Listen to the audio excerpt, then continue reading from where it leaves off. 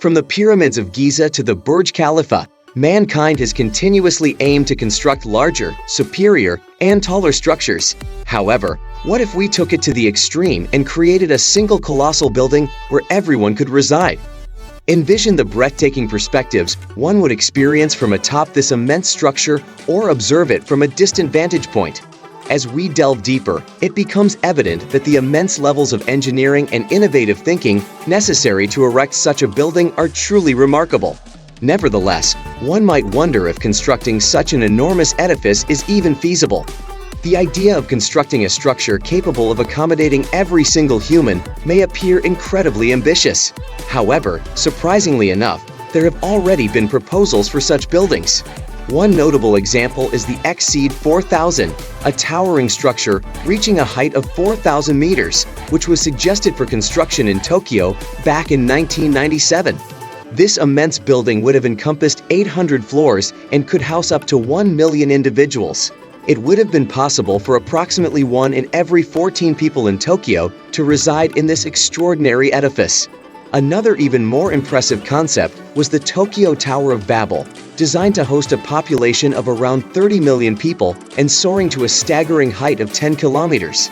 To comprehend its immense scale, one can visualize it as being as tall as Mount Everest, with the Burj Khalifa placed on top.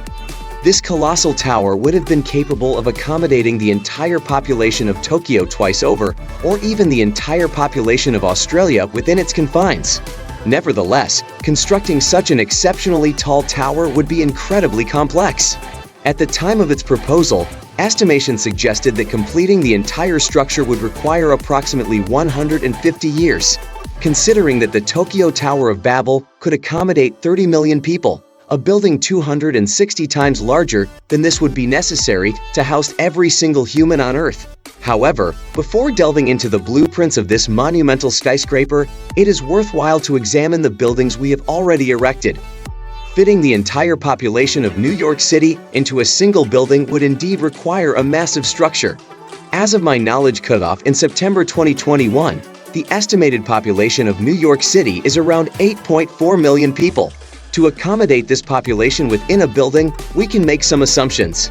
If we assume 50 square meters of living space per person and 3 meters of ceiling height, each person would require approximately 150 cubic meters of space. Multiplying this by the population of New York City, we get a total volume requirement of 1.26 billion cubic meters. Now, let's consider the available space within a building. The One World Trade Center, currently the tallest building in New York City, has a total volume of around 2.6 million cubic meters. To fit the entire population of New York City into one building, we would need a structure with a volume approximately 485 times larger than the One World Trade Center. Creating such a colossal building would be a significant engineering challenge, requiring innovative architectural designs and construction techniques. It's worth noting that constructing a building of this magnitude would likely face numerous practical limitations, including structural integrity, infrastructure requirements, transportation logistics, and zoning regulations. It's important to remember that these calculations are based on general assumptions and considerations. Architectural and engineering experts would need to conduct actual designs and feasibility studies to determine the exact requirements and possibilities for such an ambitious project. To accommodate the current population of 8.4 million residents in New York City, constructing a towering structure reaching 1,680 stories high would be necessary. This building would possess a width of 500 meters and a height of 5,040 meters. To enhance its livability, a potential addition of 10% could be made to include basic amenities, resulting in a height of 5,544 meters. However, what would it be like to reside within this edifice? Undoubtedly, the views would be awe-inspiring, akin to gazing out of an airplane window from your balcony. Nonetheless, accessing the balcony itself would pose a challenge. As you ascend to higher floors, the air becomes less dense, making breathing progressively more difficult. Consequently, residents occupying the upper levels would require a constant supply of additional oxygen. Furthermore, these upper floors would need to remain hermetically sealed to prevent pressure loss, resembling the cabin of an airplane. Consequently, opening a window or stepping onto the balcony would be strictly prohibited, rendering the balcony essentially useless. However, residing at such a great height in the sky does offer an advantage. The strong winds at this altitude could be harnessed by deploying wind turbines to generate energy and electricity. Another hurdle to consider is the elevator system. Typically, elevators operate at a speed of approximately 3 kilometers per hour. If one were to live 3 kilometers above ground level, it would take an hour to reach the ground floor. Even with the installation of the world's fastest elevator, such as the one found in the Shanghai Tower, it would still take roughly 15 minutes to descend to the bottom. And as individuals residing in apartment buildings are likely contemplating, what if the elevator malfunctions or a fire breaks out in the building? Imagining a scenario where you are faced with a 5-kilometer journey consisting solely of stairs is a valid concern. Just imagine a walk of 5 kilometers made up entirely of stairs. Constructing a building that tall doesn't seem practical. Instead of focusing on height, perhaps we should consider expanding horizontally. By widening the skyscraper, we can reduce its overall height. Taking this idea to the extreme would result in a cube-shaped building.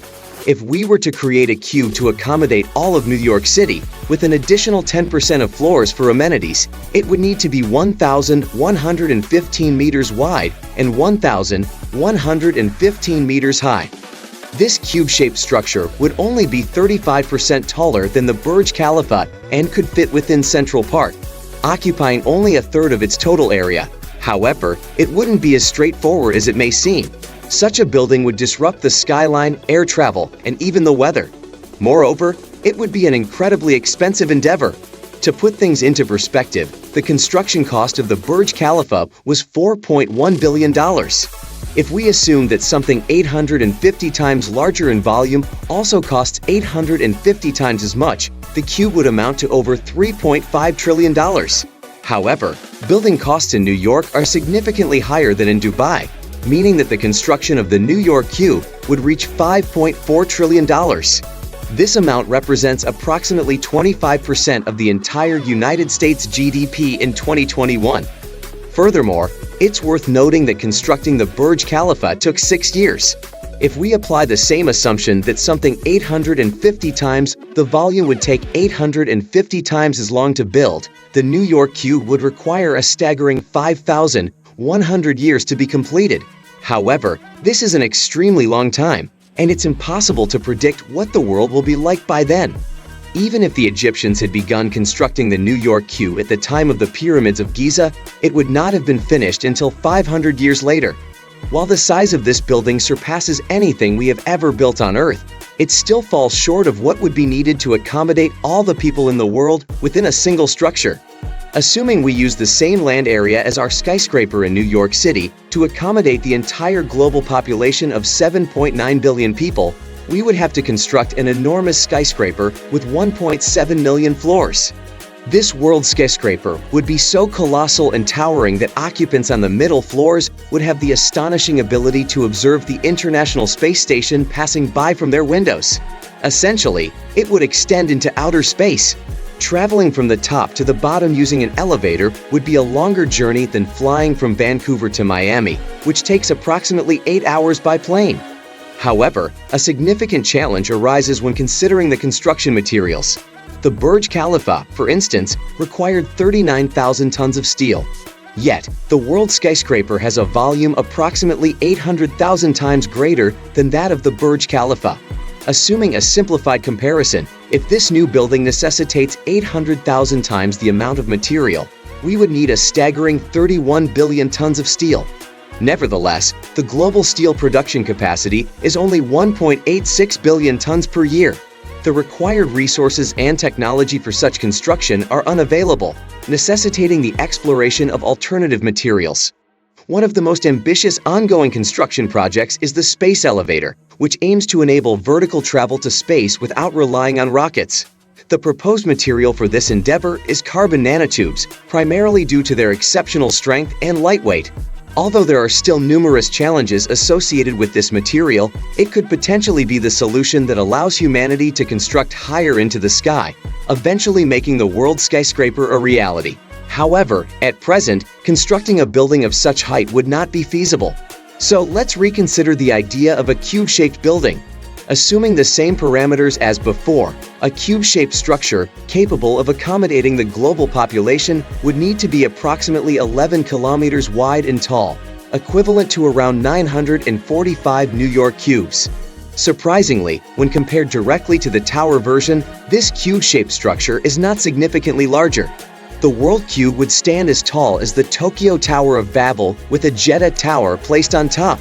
In terms of its footprint, it could nearly fit inside New York's Pelham Bay Park, the largest park in the city.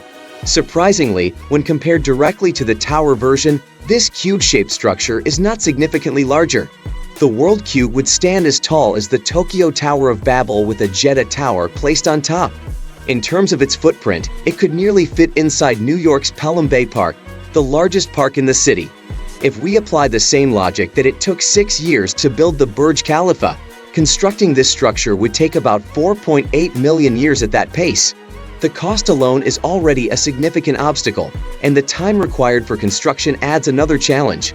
Even if it were completed in just 10 years, the world's population grows by 1% annually, necessitating a 1% expansion of the World Cube every year. Ultimately, it seems that this building would be logistically impossible to construct. However, this doesn't mean that such a milestone could never be achieved. When the pyramids were designed in ancient Egypt, their builders could not have fathomed that their structures would be overshadowed by something 6 times taller. Similarly, people from 2,000 years ago could not have imagined the possibility of visiting the moon.